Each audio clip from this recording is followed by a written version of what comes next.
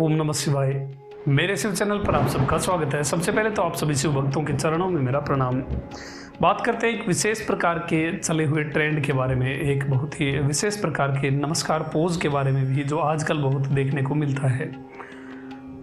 चाहे किसी भी प्रकार का उत्सव हो, भक्त लोग एक विशेष प्रकार का पोज बनाते हैं और फोटो खिंचवाते हैं। बहुत अच्छी बात है, डिवोशन के साथ आपकी पिक्चर्स आती हैं और भक्ति के साथ आप सोशल मीडिया पर अपने आप को रिप्रेजेंट करते हैं। बहुत ही अच्छी बात है। धर्म के प्रति एक विशेष प्रकार का पोज बनाया जाता है। इस प्रकार से करके कोई भी फोटो खिंचवाता है, या तो बैक से सामने भगवान दिखते हैं या फिर किसी भी एंगल से ये दोनों हाथ ऊपर जोड़ करके ऐसे नमस्कार उन देवी देवता को किया जाता है।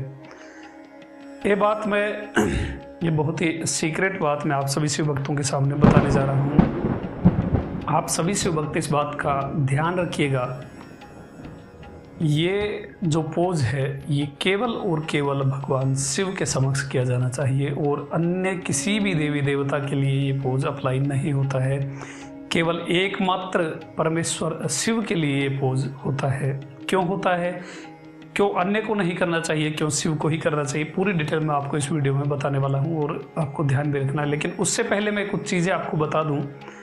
इस विषय को लेकर किसी अन्य भक्त के साथ, अन्य देवी देवता के भक्त के साथ आपको बिल्कुल भी नहीं उलझना है। मान लीजिए वो कोई अपने इष्ट देव, कोई भी शिव के अतिरिक्त कोई भी उनका इष्ट देव है, उनके सामने वो कर रहा है, तो ऐसा बिल्कुल भी किसी के साथ लड़ाई या ऐसा कोई भी आर्गुमेंट बिल्कुल नहीं करना है कि ये तो हमारे शिव के लिए किया जाता है, तुम क्यों कर रहे हो। ऐसा बिल्कुल भी मत करिएगा आप, ये पाप होगा। हर व्यक्ति को समझ अपनी परिस्थिति और टाइम के अनुसार आती है, इसलिए सबको ज़रूरी नहीं कि हम सबको ही ज्ञानवान बनाएं। ये केवल बात शिव भक्तों के लिए है। इसलिए हाँ, इसमें एक इम्प्रूवमेंट हो सकता है कि आप जब भी शिव को नमस्कार करें तो आप ऐसे हाथ उठा करके हमेशा शिव को ही प्रणाम करें।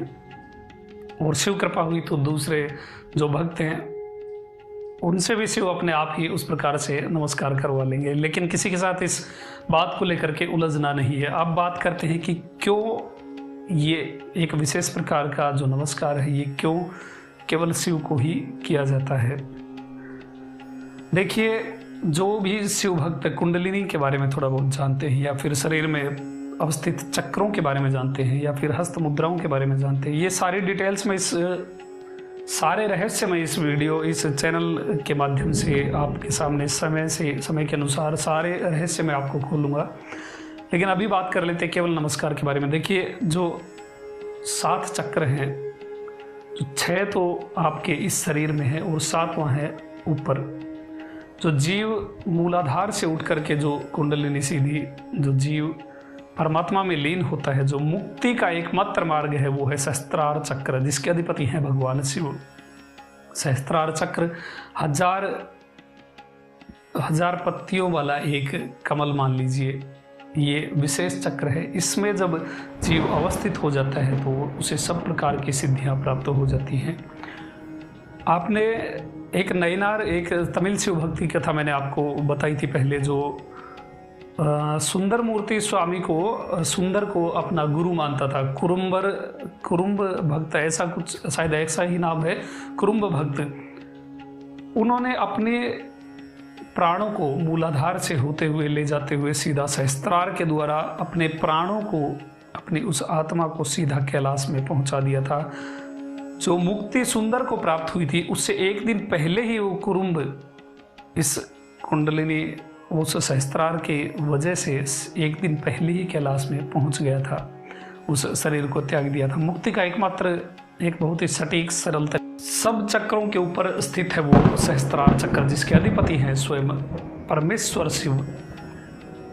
जो नॉर्मल जो स्वरूप आप शिव का देखते हैं, जो शिव पार्वती सहित हैं, वो स्वरूप एक मणिपुर चक्र में भी स्थित है। उससे आप कंफ्यूज मत होइएगा। भगवान की अनेकों अनेक विभूतियाँ हैं और अनेकों अनेक स्वरूप हैं, किंतु जो सहस्त्रार में है वो मुक्ति प्रदाता है। हंस सोहम, ये मंत्र जो कोई भी शिव भक्त जानते हैं, इसके विषय में थोड़ा बहुत भी, वो जो परमेश्वर स्वरूप है, जो हंस के ऊपर भगवान शिव बैठते हैं, कमंडल हाथ में रखते हैं, वो एक ऐसा दिव्य स्वरूप है। मैं कभी आपको दिखाऊंगा फोटो के माध्यम से। इतना दिव्य स्वरूप वो होता है परमेश्वर उन परम ज्योति, इस ब्रह्मांड के अधिपति परमेश्वर शिव का, जो सहस्त्रार चक्र के अधिपति है, इसलिए केवल और केवल उन परमेश्वर परम ज्योति भगवान शिव के लिए ही इस प्रकार नमस्कार किया जाना चाहिए। क्योंकि यहाँ पर इस सिर के ऊपर 7-8 इंची के ऊपर जो सहस्त्रार चक्र का एक स्थान रहता है विशेष, जिससे आप मुक्ति प्राप्त कर सकते हो, यहाँ पर सहस्त्रार में भगवान शिव का स्थान है। इसलिए यहाँ पर यदि आप प्रणाम करते हैं तो केवल शिव को ही करें। यहाँ और एक दिव्य स्तोत्र मैं आपको दूंगा समय आने पर।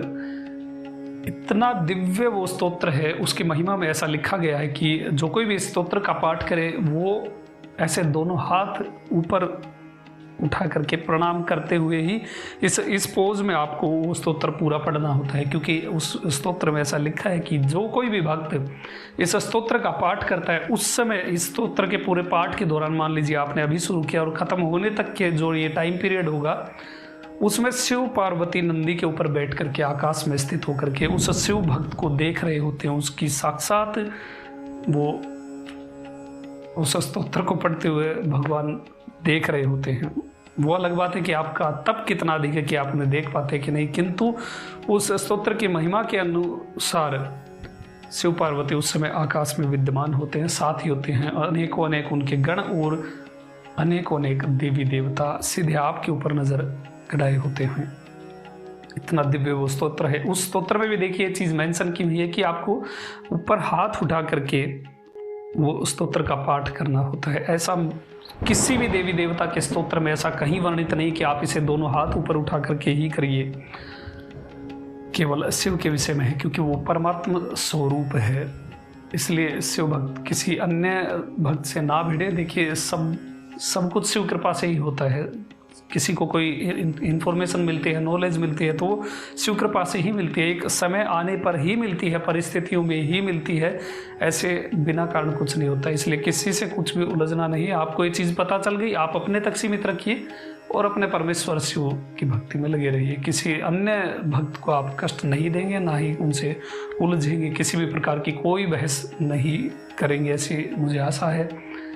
और ये चीज़ आप प्लस पॉइंट कर सकते हैं कि आप जब भी शिव की पूजा करें, शिवलिंग का दर्शन करें, तो दोनों हाथ उठा करके करें। इससे आपको विशेष कृपा प्राप्त होगी, क्योंकि आप सीधे सहस्त्रार में अवस्थित उन परम ज्योति भगवान शिव को प्रणाम कर रहे होते हैं इस समय। इसलिए पोज केवल शिव के लिए ही बनाएं। और वो स्तोत्र भी मैं आपको समय आने पर अवश्य ही दूंगा। और इस कुंडलिनी के बारे में भी थोड़ा डिस्कस करेंगे, शिव से रिलेटेड, कि किस प्रकार से, किस मार्ग से मुक्ति होती है, किस प्रकार से मूलाधार से जो 2.5 लपेटे का नाग होता है, उस लिंग पे लिपटा हुआ, उसको किस प्रकार से उठाया जाता है। बहुत सारी अभी इन्फॉर्मेशन है। आप हमेशा चैनल से जुड़े रहिए। समय आने पर सब कुछ आपको प्राप्त होगा, शिव कृपा अवश्य ही मिलेगी। अभी तक के लिए इतना ही। आपका दिन शुभ हो, महादेव कृपा करें। ओम नमः शिवाय।